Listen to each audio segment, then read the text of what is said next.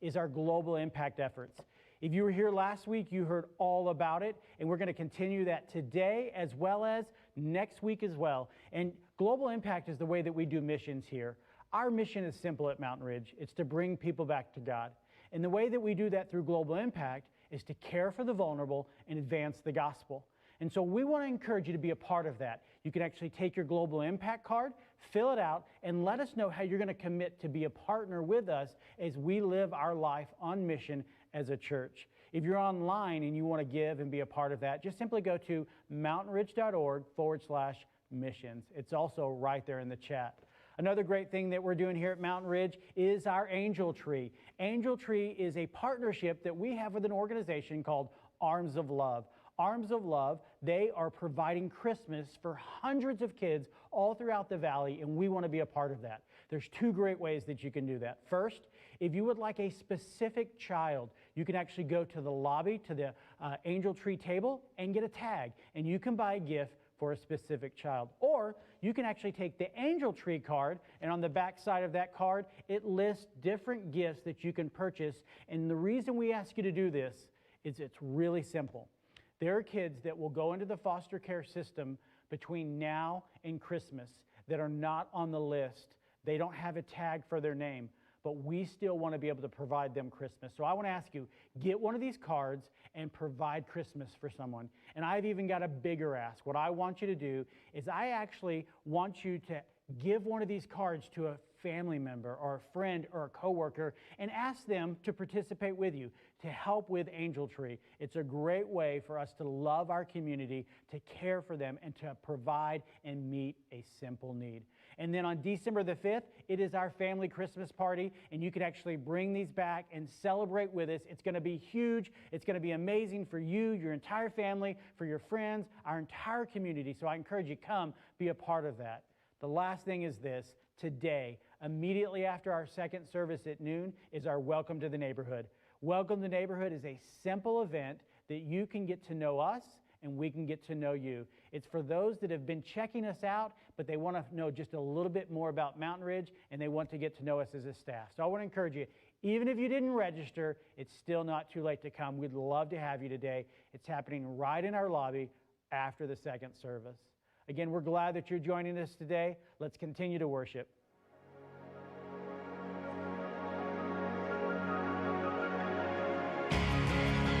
Please stand with us and let's continue to worship.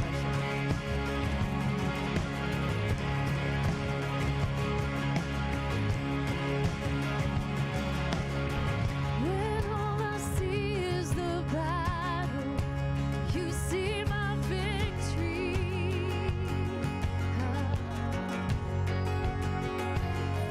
When all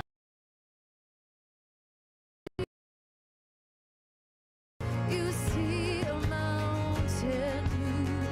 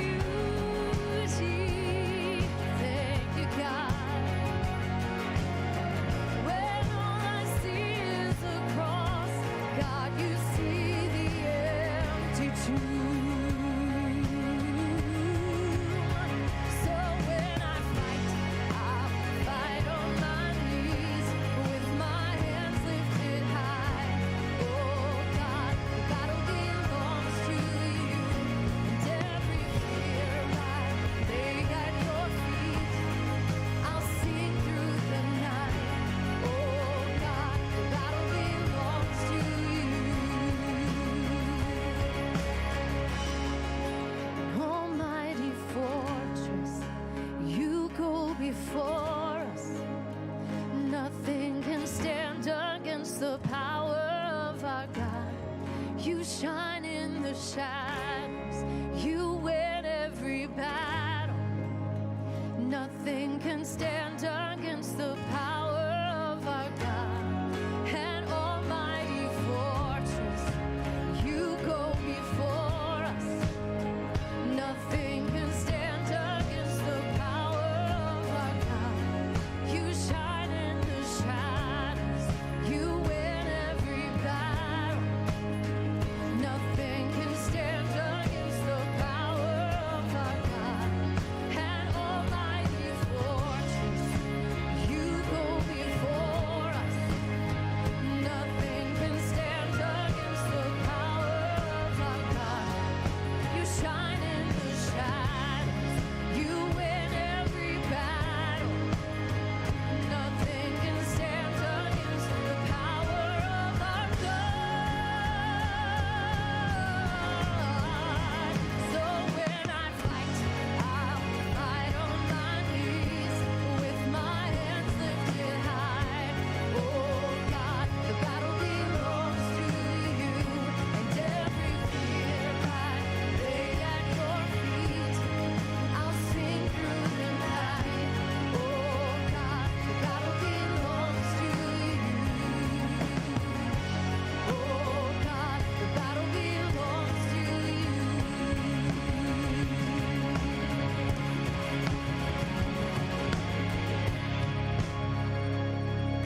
Give him glory, church. Give him all the praise, all the glory. Please be seated.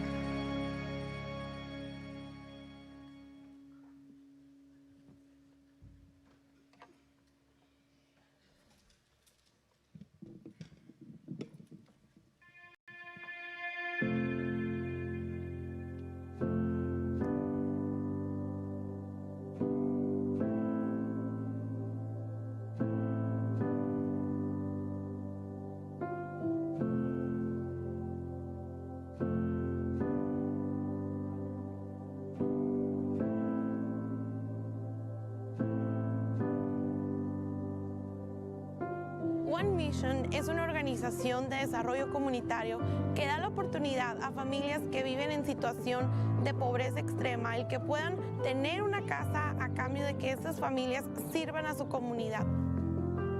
En el 2018 empezamos oficialmente a trabajar en esta comunidad hombro con hombro con cada uno de sus integrantes.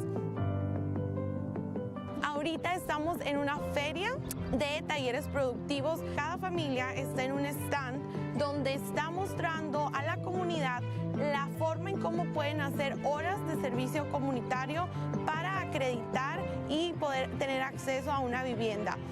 El sueño para nosotros es que en vez de una comunidad rezagada, una comunidad abandonada, seamos esa comunidad que va al frente.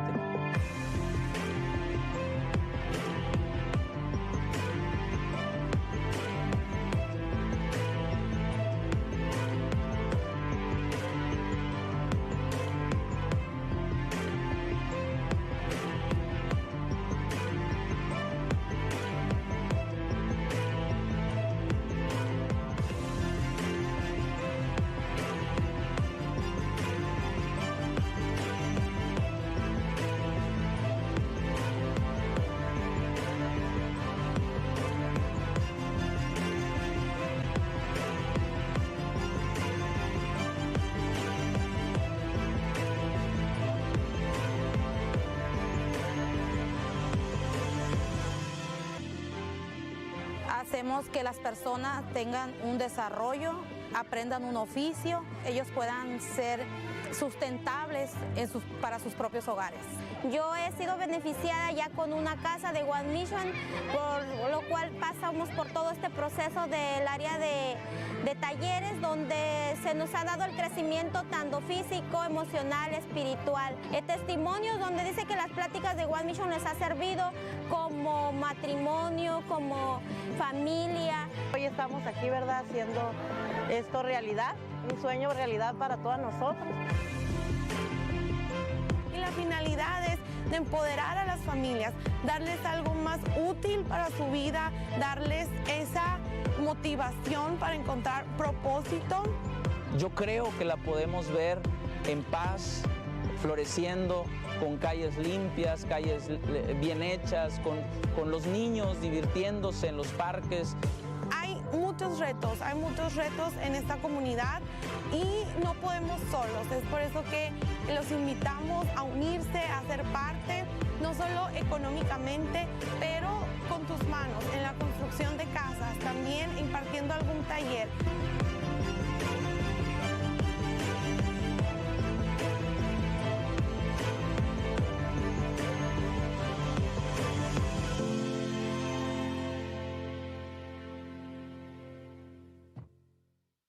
I love all of our partners. One Mission is an organization we get to partner with, does incredible things, and it is just so impactful to see a family that was homeless or living in their car or living in a small house with 4 or 5 other families have the opportunity to get their own home. And what's so moving about it, you can imagine yourself just being there and being in that moment.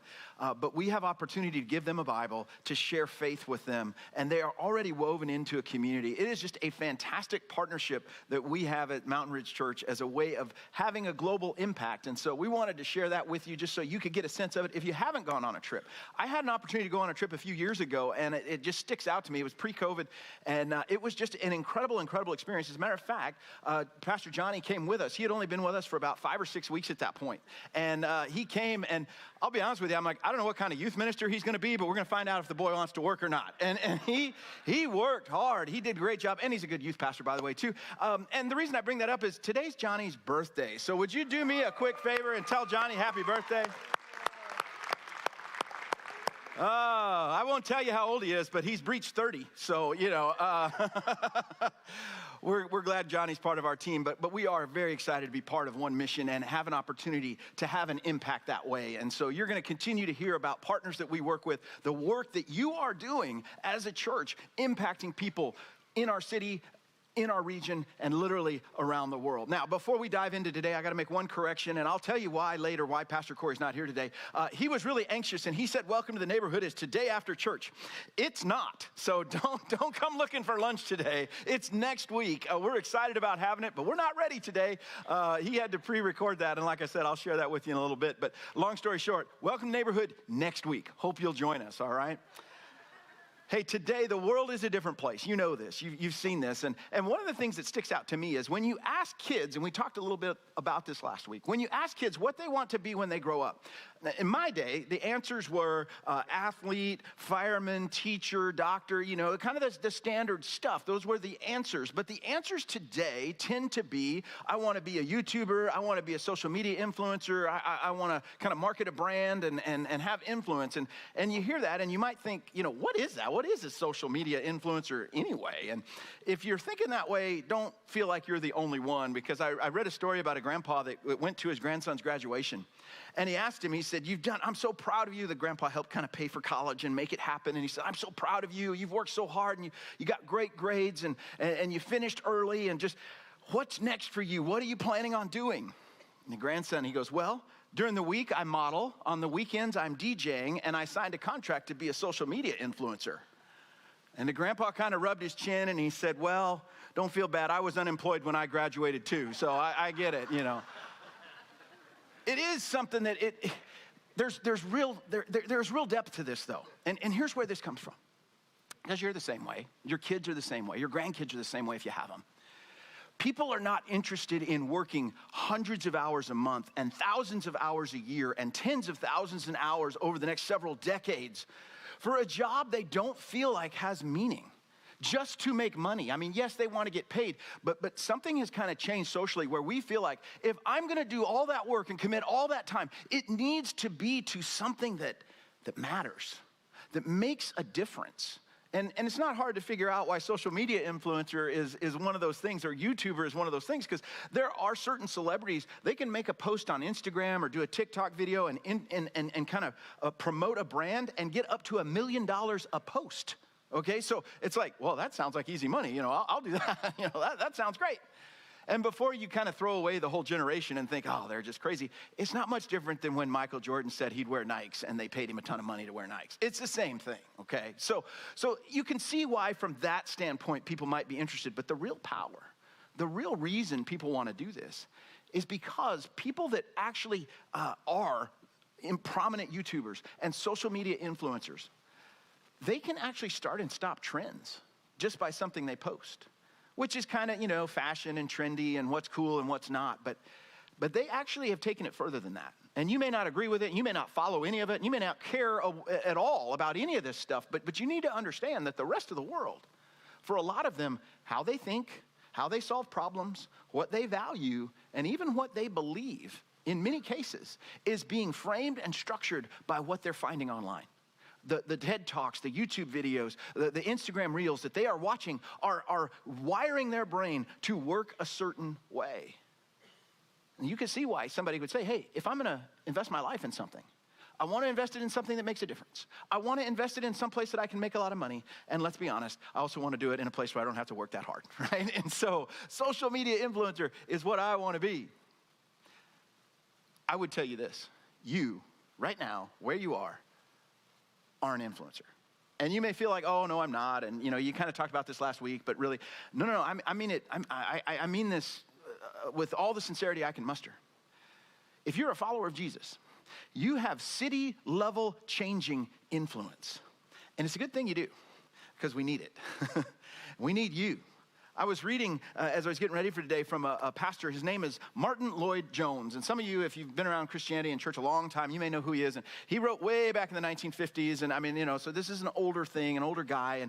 And he wrote this book. And as I was reading the book that he wrote about this, I kind of just stopped and I thought, what? When I just read his quote. And I had to go to the front of the book and see, when was this written? He wrote this in 1959, okay? So, a long time ago. He said this. He said, the world is becoming more rude, rougher, uglier, louder. We need something better. And as I read that, I thought, well, if it was like that in 1959, what does that mean for 2021? I mean, I doubt we've gotten better. We've probably gotten worse. And so, we have this incredible convergence happening where you as a follower, if you're a follower of Jesus, have city-level changing influence. And we've got a world that is desperate to be influenced. And it's all coming together at the same time. It's all in this moment. The moment that seems out of control, the world around you that you don't like, the things that you see happening, the stuff you don't agree with, all that other stuff that may be happening around you is actually a very pertinent moment if you're a follower of Jesus. And Jesus talks about this. If you got a Bible, we're going to be in Matthew chapter 5. Jesus spent some time kind of laying out, hey, if you're going to follow me, your life is going to look different. He's 100% honest. He wants you going in eyes wide open. He says you're going to have some different values. You're going to have some different practices. But most important, you're going to believe some different things. And he shares what a lot of those things are in the first few verses of Matthew chapter 5 with his disciples around him. He's just trying to get them ready. But then he tells them, because you live this way, because you believe these things, because you behave that way, you need to understand something about your life. That you, and I add this part, yes, you, us, the people that were sitting there on the mountain with him that day, you and me that follow Jesus right now that are in this room, you, yes, you are the light of the world. That's a big statement. You are the light of the world. Look at it with me in Matthew chapter 5, verse 14. He says it this way. You are the light of the world. A town built on a hill cannot be hidden. Now, we're going to take this just a verse at a time. A town on a hill cannot be hidden. What does that actually mean? It's really simple. If you've ever been out of Phoenix area, you get out of the city a little bit, and if you go to a place that has hills, even in the daytime, you're driving along and you can see it coming, can't you? If there's a city ahead of you and it's up on a hill or an elevation that's a little higher, I mean, you see it from a long way off. Sometimes I remember as a kid riding in the car thinking, oh, we're almost there. And we're not almost there just because you can see it. He says, you're going to be like a city on a hill. We can see you from a long way away.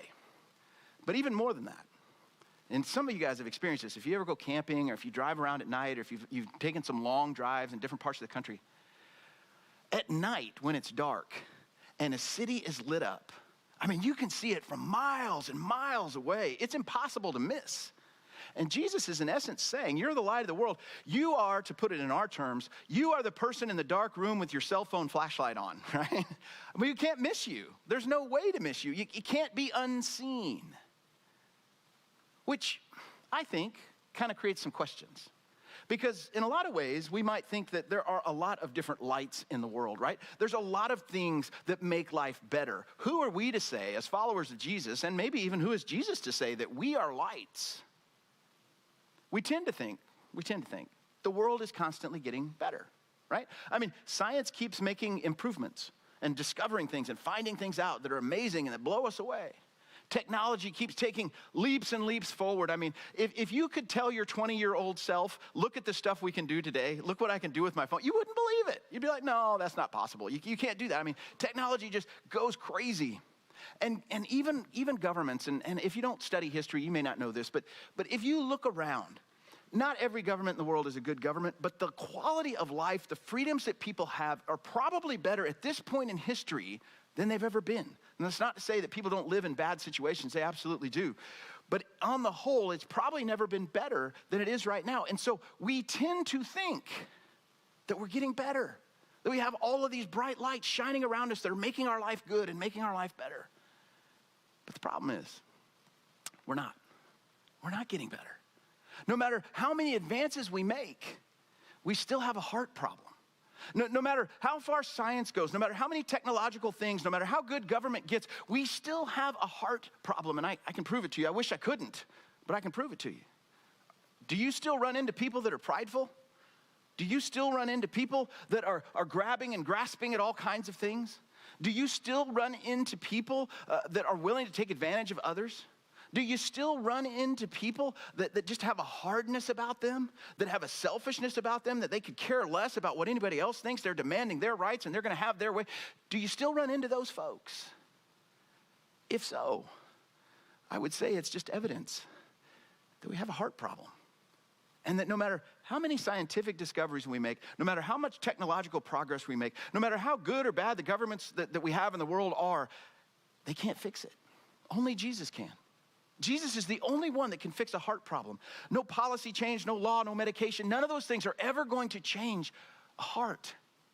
And Jesus says this, for my followers, those who make their life centered around who I am and what I'm doing, those who are willing to be humble peacemakers, that are going to love out of gentleness, that are willing to show compassion, that are going to live a different life, they are going to be the lights of the world. And I hear that, and here's kind of what I think. Maybe you think differently, but here's kind of my first thought. Me, with all my failings, with all my anxiety, with all my insecurity, the fact that I can barely manage my own life and kind of manage my family, I am the light of the world. That doesn't sound right. And I think Jesus would say to that, you're right on your own, because I've changed your heart. I've come into your heart, and I brought light to you, and I will shine light from you, like a city on a hill that can't be missed. But he goes on, because he says, in essence, there's a reason that you have light. And I know this is just common sense. Why do you have light? Well, you have light so you won't see things, so you can see the things that you might miss. Look at verse 15. He says it this way, neither do people light a lamp and put it under a bowl. Instead, they put it on the stand, and it gives light to everyone in the house. The purpose of having a light is so that you can see. I know, genius, right? It's so you can see. It's so you don't run into stuff. It's so you know where to go. It's so you know what's around you. But he says, nobody would cover it up. Nobody would light a lamp. Nobody would turn on a bulb and then cover it up so that you can't see. That makes no sense. Why would anyone do that? The reality is, it happens all the time. It happens all the time. And all through history, I love looking at historical stuff. And so I apologize if you're not a history nerd like I am. But all through history, there have been attempts by governments, by other religions, with social pressure to clamp down on Christianity. To stamp it out, to hide it, to put it away, to get people to walk away from it, to get rid of the Bible, to get rid of faith, to get rid of churches. It has happened for hundreds and hundreds and hundreds of years. It's happened for 2,000 years. That people have been trying to stamp out Christianity and hide it, so to speak. And you know what? Not one of those efforts has ever been long-term successful. It can't be done. Outside groups cannot put a cover over the light of Christ. They can't do it. But there is one group that can. There is one way that the light of Christ can be covered up and hidden. And it's when the followers of Christ do it. It's when the followers of Christ cover it up. And we tend to do it in one of two ways. We tend to do it when we, as followers of Jesus, get into places of power. When we, as followers of Jesus, get to where we control things. When we, as followers of Jesus, have some cash and have some influence and have some control. And it's not that it's a bad thing that we have influence, but here's what happens so many times, unfortunately. So many times. The church or an individual that gets power and control and wealth and influence so often decides that they would rather hold on to that power and that control and that wealth and their influence than shine the light of Christ. Because they reach a point where I can't do both. I can't stay in control and follow Jesus. I can't have the influence and the power and walk with him. And so often, so many times, Christianity, the church, has chosen, I'm going to opt for the power and the control and the cash, and I'm going to cover up the light. So that's one way it happens. And you might think, well, I've never done that. I don't have opportunities. I'm not in control of anything. I don't have any money. I don't have any power. That's not me. Unfortunately, there's another way that we often cover it up. A lot of times we look around the world and we see it's just a dark, ugly place. There's a lot of bad stuff going on out there. And there is, don't get me wrong. Whether it's worse today than it was before, I don't know. And in one way, it doesn't really matter. What we have is what we have. But we look around and we go, I don't like this. I don't like the way people talk. I don't like the way people act. I don't like the way people are thinking. I don't like the way they treat me. And as a result of that, I'm going to pull back. I'm going to pull back into my home. I'm going to pull back into my church. I'm going to pull everything back in, and I'm going to make sure that I kind of sit down and huddle together with the people that I love and trust, and I'm going to stay tight and stay hidden. Don't get me wrong. Should we pay attention to the influence in our life? Absolutely. Should we be locked into what's happening with our kids and our family? No question about it. But we can't slide back. Jesus is saying a light covered makes no sense. Why would you retreat? Why would you hold back? See, when we hide, people slide back into darkness. That's exactly what happens. When the light is covered up, it gets dark for everyone. When we hide, we slide back into darkness. But when we shine, we bring people back to God. That's why Jesus was so adamant about this. You, not them, not the followers, not me, not the people sitting around you. If you're a follower of Jesus, you are the light of the world. Don't cover it up. Don't hide it. Don't slide back. Don't retreat. And this, our following is an active thing. It's not a passive thing. Don't get this twisted, though. This isn't about fighting and standing up and pushing my way to the front of the line and making sure I get my rights and I'm going to tell everybody and you're just going to hear it and you're going to like it. It doesn't work like that. Think about this. If you're sitting in a room that's dark and you got a flashlight or your cell phone, or maybe you go really old school and get a match, right? And you turn on the light, whatever light you have. Does the light have to fight? Does it have to struggle? Does it have to kind of win its way into the darkness? No. It just overcomes it. It just absolutely overcomes it by being what it is. As a follower of Jesus, pointing people back to him, I am light. That's all I have to do. And I can't help but shine, and I don't have to fight a fight. I just have to make sure I don't cover it up and slide back and hold back. I just have to be what he's called me to be. That's it. That's all. But there's one more piece to this in verse 16. He talks about it, and it's so encouraging to me. He says, in the same way, let your light shine before others, that they may see your good deeds. And so far, it's easy to track along. Okay, I'm going to be light. I'm going to shine in front of other people and glorify your Father in heaven. That was a little bit of a curveball to me. Like, let them, be light. Let them see your good deeds, and it's going to glorify your Father in heaven. Wait a minute, I'm the one that's shining, and they're seeing what I did, and you're telling me that's going to glorify my Father. Let me kind of share with this at least how I think this works. You see, if you're not a follower of Jesus and you hear all this, you might tend to think, those Christians are pretty arrogant. They think they're the light of the world. Really? I mean, like, we can't get along without you? Is that what you think? No. It's like I said earlier. It's what Jesus has done in us, and it's what Jesus does through us. It's all about him. It's not about us. But part of the problem is, and maybe this is you, even if you are a follower of Jesus, we get so used to the darkness. we really don't know exactly what it is. And I think for a lot of folks, when it comes to God, their mindset, their approach is, I don't really need God. I mean, I'm doing okay. There's some good things and bad things in my life, but I'm trying, I'm working, and everything's okay. It's okay. I'm fine. Thank you. I'm glad you like God. That's good for you. I don't really need him. And they're living in darkness. It's kind of like asking a fish, how's the water? Right? And they're like, what is water? Right? I mean, I live in it. This is all I do. I mean, I don't know. This is just my life. And for so many of us, especially those who don't follow Jesus, how's the darkness? What do you mean? It's just life, right? It's just normal. See, but darkness is found in every aspect of our life. Darkness is found in our personal struggles. It's absolutely found in our personal struggles. When we're overwhelmed, when we feel anxious, with our fragile mental health, when we're fighting thoughts, when people are debating around crazy things like suicide, when people are stuck internally wrestling with the idea of what is sex about and sexuality and gender and all the different things, and how come I can't be happy, and how come I don't get the things I want, and how come everybody feels like it's always against me, darkness is found in our personal struggles. Why can't I get? Why don't I have? I'm always frustrated. I always feel like things are against me and I'm overwhelmed.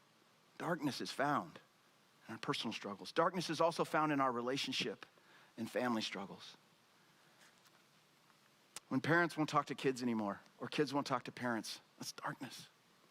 When families can't all get together because they don't agree on everything, something as simple as politics, they don't agree so they can't get together, that's darkness.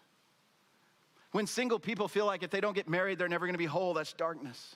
When married people have a marriage that's okay on the outside, that they hold together for the kids, but on the inside it's rotten, that's darkness.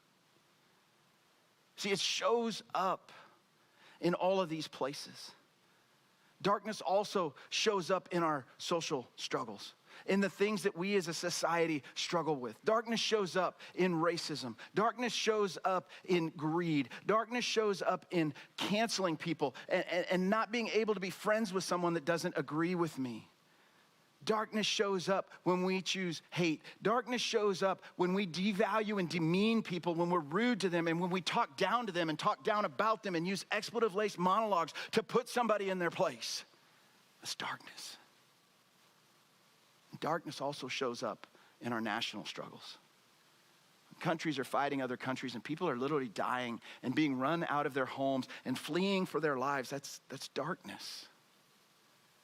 Darkness shows up when the strong take advantage of the weak and push them out of the way simply because they can. It's darkness. And when greed is constantly chosen over need, that is darkness. And I don't tell you all this to make you feel bad or to make you think, oh, the world's just this horrible place. I just want you to understand, we are surrounded by darkness.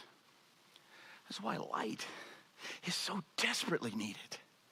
So desperately needed. Because when you follow Jesus, if you follow him and you point other people to him, it lights up the dark. It lets people see there is something else. There is something better. It isn't just the way it is. It isn't the fish in water. I do have another choice. I have a different option. You see, as a follower of Jesus, you know more about darkness than anybody else. You see, all the thinkers, the philosophers, the social commentators, the people on CNN, the people on Fox, the people that are always telling you what to think and what to believe, as a follower of Jesus, you know more about what's going on than they do. We have a darkness problem. We have a heart problem. And the good news is, Jesus has changed us, and he is more than willing to work through us to change others. And that is why we do Global Impact. That is what it means to care for the vulnerable and to share the gospel with people that don't know, is to live as a light. I love the way Paul talks about this in Philippians 2. He shares something, and it's such a beautiful image. He says something very striking to me. He says, when you live like this, when you shine as a light, you are as though your life is a star in the dark sky. And I don't know if you've ever been out and seen this. You got to get out. My parents live out of town. They live out in Heber, Arizona. And once the lights go out and once it gets dark, I mean, you can literally walk out in the front yard and you can see this because there's no other lights. And it is incredible. And it is amazing. And here's what I do. And I don't know if everybody else's brain works like mine. I don't notice a single star when I'm looking at this. I'm not looking at that one star. Oh, look at that one little star right there. Isn't that amazing? What I come away with is, Father, look what you did. Look at this. And I think this fits what Paul is saying. Jesus said, our light shining, our good deeds bring glory to our Father. When our community, when the world around us looks at Mountain Ridge Church, it doesn't see us showing up and showing off. What it sees is points of light over and over and over. And it causes them to say, look what God did. Paul says it this way in Philippians 2:14. He says, do everything without grumbling or arguing, that you may become blameless and pure, children of God without fault in a warped and crooked generation. Then you will shine among them like stars in the sky as you hold firmly to the word of life. This is who we are. This is our identity. This isn't what we aspire to be. This is who we are. Can we get better at it? Absolutely we can. But this is who we are as a church. That's why we say Mountain Ridge is for you, and Mountain Ridge is actually for the world. We do global impact because when we, as followers of Jesus, follow him well and point people to him, God uses us to bless others and to bring people back to himself. This is why we build houses in Mexico. This is why we do water walks. This is why, as you'll hear next week about several of the other partners we're involved with, this is why we plant churches. This is what global impact is all about. Now I'm going to pray for you, and then I want to share with you some ways you can get connected. But before I do, I would just let you know, why isn't Pastor Corey here this week? Unfortunately, his mom had surgery, open heart surgery. He went home to take care of her and to spend time with her. And so I'm glad that he could do that, and I'm glad that he could be there. But Corey was so concerned about global impact, he's like, well, let me videotape at least what I was going to share. And so we've got a video we're going to watch of him sharing with us about how we can get connected to global impact. So I want to encourage you to pray for Corey and his mom. But then as soon as I get done praying, I want you to listen in and find out ways that you can connect with global impact. Let's pray together. Father, we are so thankful for your love for us. And God, I admit it humbles me to think of myself as a light to someone else. Father, I know all my shortcomings and failures. Actually, I don't know them all, but I know enough of them to know that seems like a far stretch. But it just speaks to how good you are, how rich in mercy you are, how much grace Christ pours on us, that even us in our state can be turned into points of light that bring you glory. Father, we are so, so thankful for that. And Father, as we think about what's happening this week, this day, as we finish up Sunday, as we go to work on Monday, as we start our schedule and the kids go to school and all the things that happen, Father, remind us that in every one of those situations, in every one of those moments, we have the opportunity to shine. Not to step back, but to shine out. And it's not a fight. We don't have to work at it. We simply let Jesus be reflected in our hearts. So, Father, I pray that that's exactly what would happen this week.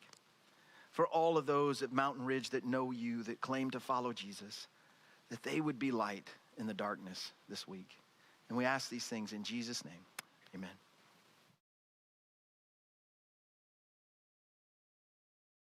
I loved what Pastor Brett said. This idea of being light, being a light to our community, to know that you and I both have influence. And the influence we have, whether we want it or not, it's either good or bad. And as a church, we also, as a community together, we have influence. And the influence we have is for the purpose of making an impact. Not just an impact for people to experience and then just leave, but we want to make an eternal impact that changes people's lives. I mean, you've heard it said over and over again, our mission is to bring people back to God.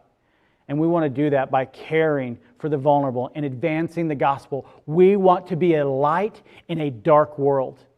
And you've seen it just as I have. There are so many dark places in our world that need to hear about the love and the life-changing message of Jesus Christ. And we want to encourage you to be a part of our global impact efforts as we do that. I want to read something to you that talks about this idea that Paul wrote to the church. And when he wrote this, he was encouraging and challenging them at the same time. And I think it's an encouragement and a challenge for us too. And so listen to what Paul said in 2 Corinthians chapter 9, verse 8. And God will generously provide all you need. Let's be honest. When we look at our life and we compare it to the rest of the world, we have everything that we need. And sometimes we have even more than we could ever ask for or even want. But listen to what he says as he goes on. He says, then you will always have everything you need and plenty left over to share with others. Because God has so generously provided for you and He's provided for me, Paul is challenging us to be that same type of person that has that same type of generosity that God has. That we would live our lives not with a closed fist, holding on to, keeping everything to ourselves, but we would live our lives with open hands and allow God to use us to bless others. So what I'm asking you to do is through Global Impact, we want to give. And we want to give all year long, or maybe it's a one-time gift. Either way, it doesn't matter. And it doesn't matter if it's $1 or it's $1 million. Every dollar that's given, it helps us to fulfill the mission, to help our partners both in our city, throughout our state, throughout the U.S., and around the world to care for the vulnerable and advance the gospel. Because we believe in bringing people back to God. And so I want to encourage you this month to sit down, to prayerfully seek the Father and ask Him, what should I give? What should I commit to? Is it that one-time gift, or is that recurring gift that you give every week or every 2 weeks or once a month or whatever it may be? But that you would give that gift and know that God would use it in extraordinary ways. We've been hearing about all of that. Each week we've heard what God has been doing with your generosity, with the partners that we've committed to invest in, both here locally and around the world. I encourage you to be a part of what God's doing. I'm so thankful for our church. I'm so thankful for the way that He's invested in me and that He's using me to do great things, not only here in my neighborhood, in this city, but cities all throughout the world. Also, I want to remind you about Angel Tree. Be a part of Angel Tree. Help buy a gift for a kid in the foster care system this Christmas. Get a card. Buy a gift. And even go a step farther. Ask somebody to partner with you. Ask your neighbor. Ask your colleague at work. Ask that family member. Say, hey, I want you to be a part of this. I want to make a difference, and I want you to make a difference with me. Come, give. Use God's generosity in your life to bless others. Because that's what He's called us to. That's how we can be a light in this world where we live today. And God, I know this. God wants you to be a light in our world. Thank you for joining us today. We're so glad that you were here. I hope that you'll come back next week as we continue our Global Impact series. Have a great day.